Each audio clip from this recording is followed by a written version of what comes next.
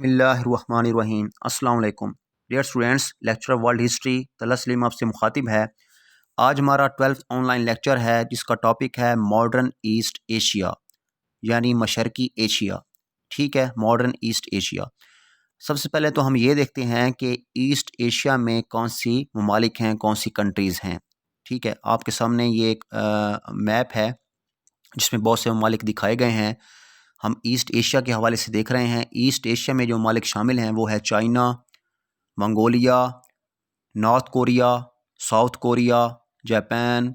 उसके साथ अगर आप साउथ में देखें तो थाईलैंड, हांगकांग, इसके अलावा ताइवान।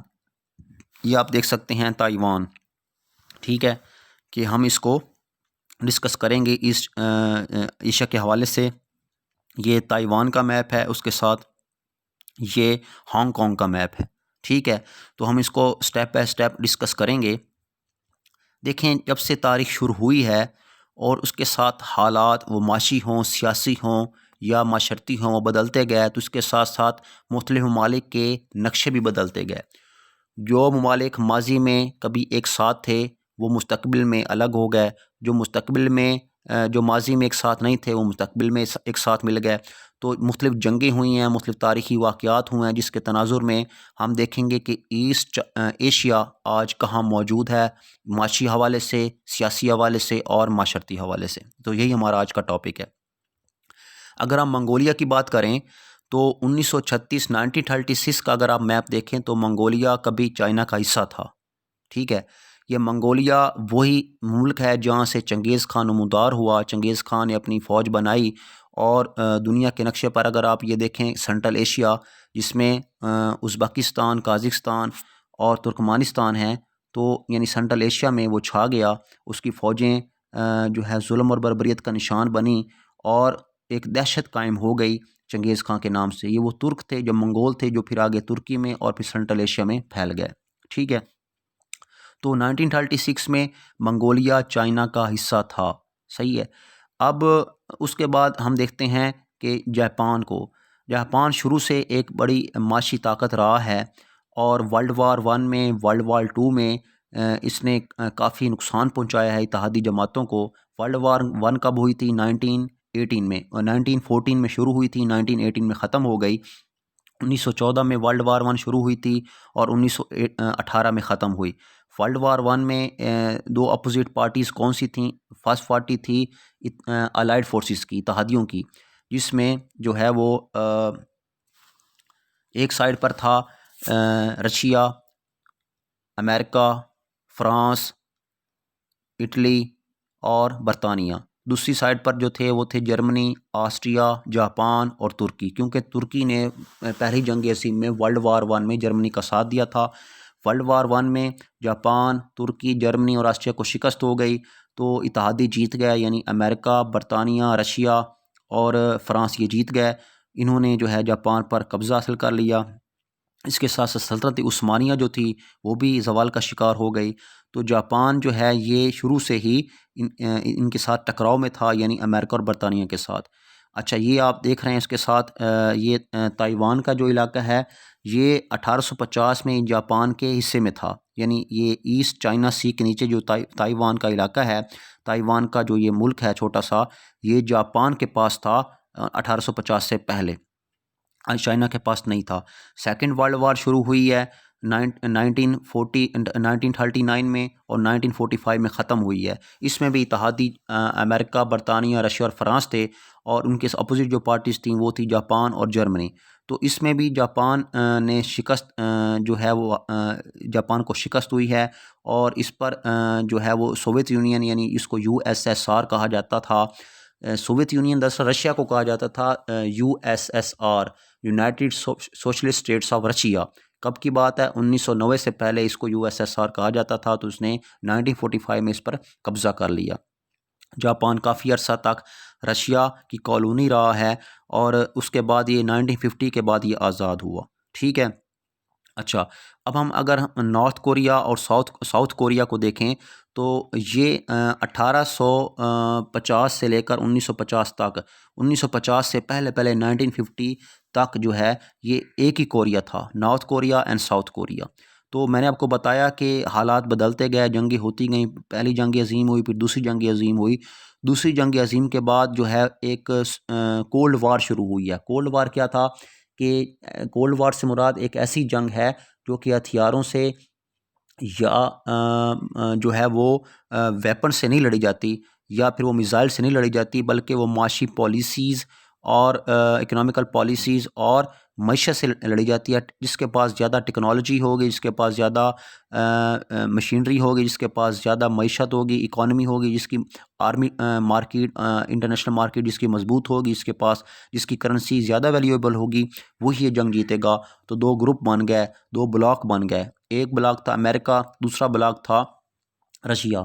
तो दरअसल ये दो ममालिक की जंग नहीं थी, ये दो निज़ामों की जंग थी, दो सिस्टम्स की जंग थी। एक था कैपिटलिज़म जो कि सरमायादारा निज़ाम जो कि अमेरिका में था, दूसरा था सोशलिज़म जो कि इश्तराकियत था, यानी कम्युनिज़म जो कि रशिया में था।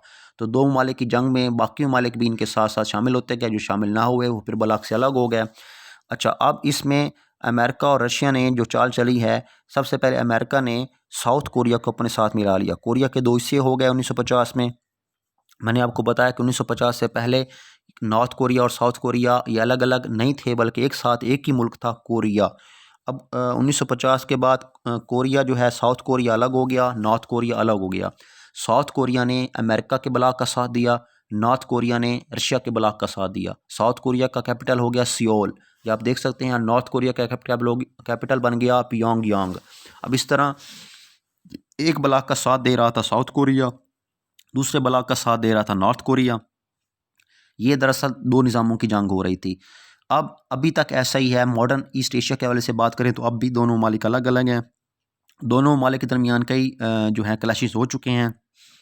अब भी बहुत सारे मसाइल हैं।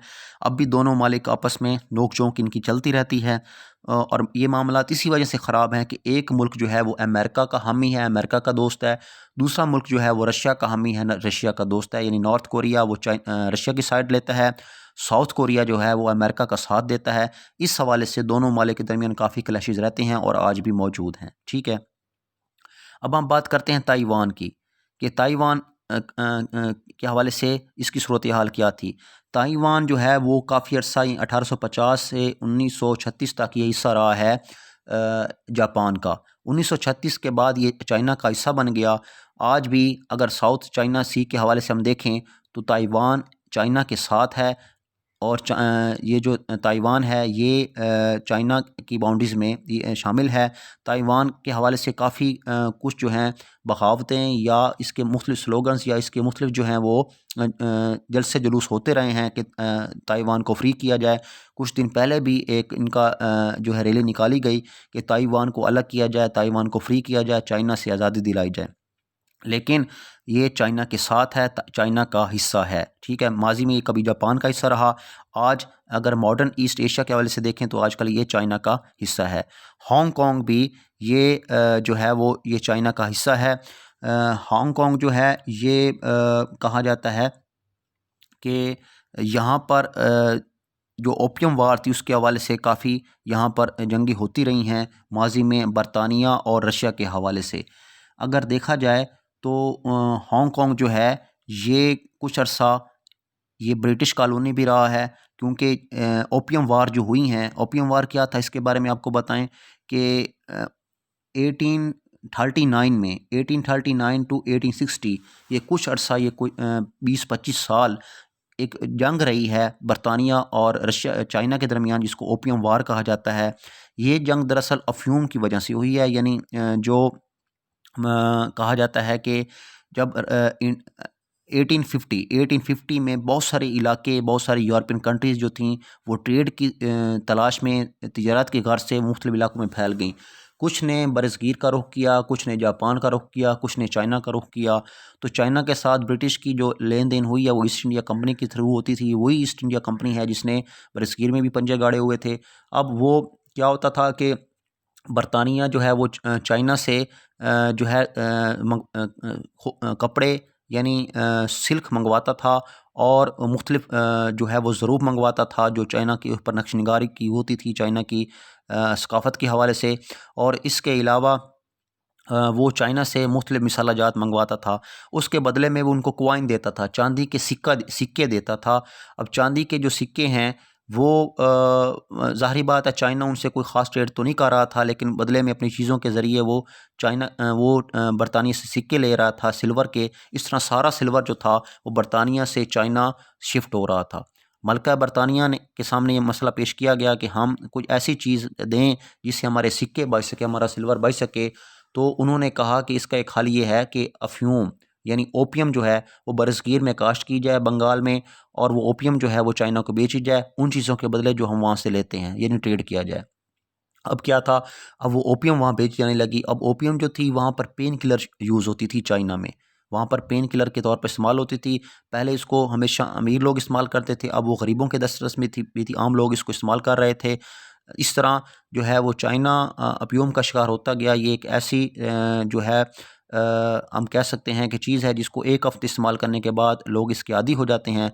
अब वहाँ पर ये नशावर अद्वियात में शुमार होती है, ज़ाहिरी बात है ये नशावर है। तो इससे क्या था कि चाइना के जो लोग हैं वो इसके आदी होते जा रहे थे, इसका असर जो है इसकी उनकी मईशत भी पड़ रहा था।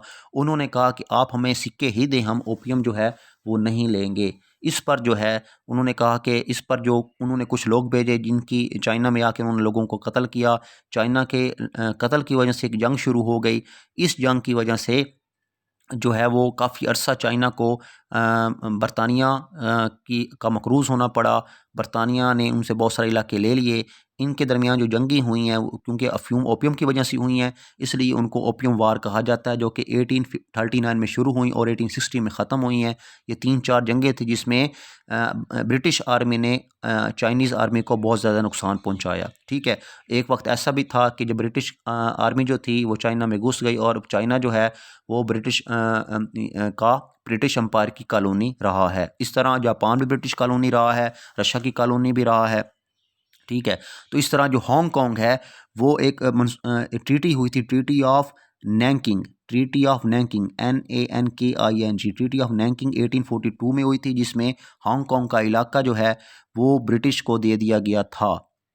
मुआहदा क्यों हुआ था? ताकि ओपियम वार को रोका जा सके। तो ओपियम वार में नैंकिंग ट्रीटी में हांगकांग का इलाका ब्रिटिश को दे दिया गया था। ठीक है, लेकिन उसके बाद 1991 में ये नैंकिंग ट्रीटी ख़त्म कर दिया गया और जो हांगकांग का इलाका था वापस जो है वो चाइना को कर दिया गया। आज हांगकांग का जो इलाका है वो चाइना के पास है, ताइवान भी चाइना के पास है और हांगकांग का जो इलाका है वो भी चाइना के पास है। ठीक है, अब हम इसमें देखते हैं कि ये ममालिक आज़ाद कब हुए।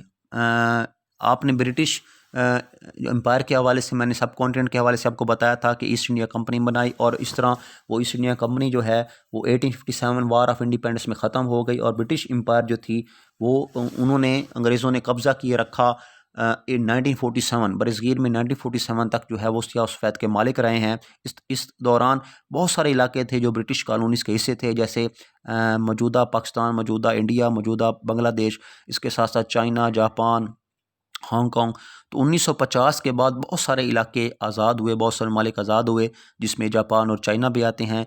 चाइना ने अपनी आज़ादी 1949 में हासिल की है और इस तरह चाइना आज एक बहुत उभरती हुई मईशत के तौर पर मौजूद है। एक ऐसी इकॉनमी मौजूद है जो कि अमेरिका से भी आगे बढ़ रहा है।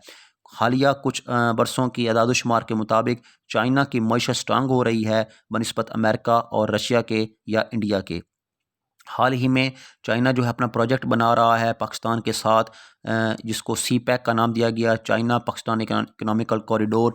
और ये क्यों हो रहा है? ये दरअसल वन रोड वन बेल्ट के हवाले से हो रहा है, ताकि चाइना जो है वो पाकिस्तान के रास्ते सेंट्रल एशिया, अरेबिया और अफ्रीका और उसके साथ साथ यूरोपियन कंट्रीज़ तक और रसाई हासिल कर सके और उनसे तिजारत कर सके।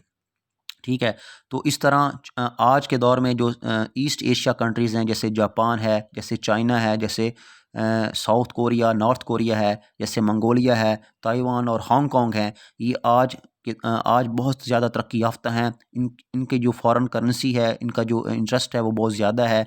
इनके हवाले से इनके तिजारती रवाबित बहुत ज़्यादा हैं। इनकी मईशत स्ट्रांग हो रही है, ख़ास तौर पर जापान और चाइना की। बहुत ज़्यादा टेक्नोलॉजी है जापान और चाइना के पास। जापान की टेक्नोलॉजी इस वक्त दुनिया भर में मशहूर है। छोटी से लेकर बड़ी चीज़ तक, हर वो चीज़ जो दुनिया में जो ट्रांसपोर्ट से लेकर घरेलू अशिया तक जितनी भी चीज़ें हैं वो जापान की इंटरनेशनल मार्केट में इन हैं। जापान की चीज़ें मार्केट में पसंद की जाती हैं और पूरी दुनिया में। इस तरह चाइना एक उभरती हुई मईशत है। चाइना की जो इकॉनमी है वो स्ट्रांग हो रही है। चाइना सी पैक कंप्लीट करने के बाद और ज़्यादा अपनी इकॉनमी मजबूत कर लेगा। इस हवाले से अमेरिका की ये ख्वाहिश है कि किस तरह चाइना को ख़त्म किया जाए, चाइना की तरक्की उभरती हुई ताकत को कम किया जाए। इस हवाले से वो अपनी प्लानिंग कर रहा है कि किस तरह चाइना की इकानमी को कमज़ोर किया जाए, लेकिन चाइना की इकानमी मजबूत हो रही है। अच्छा, अब मौजूदा सूरत हाल ये है कि नॉर्थ कोरिया और साउथ कोरिया अब भी एक दूसरे के दुश्मन हैं। साउथ कोरिया और नॉर्थ कोरिया दोनों न्यूक्लियर वेपन्स बना रहे हैं ताकि माजी में एक दूसरे का सामना कर सकें, जंग कर सकें। उनकी मशहद भी काफ़ी मजबूत है। एक अमेरिका का साथ दे रहा है, दूसरा कभी रशिया का साथ दे जाता है, तो कभी किसी चाइना का साथ दे जाता है। तो इस तरह इनकी नोक-झोंक चलती रहती है। ठीक है, तो आज का लेक्चर यही था। मज़ीद आप नेट से जो है मटेरियल सर्च करें और एक असाइनमेंट बनाएँ। ठीक है।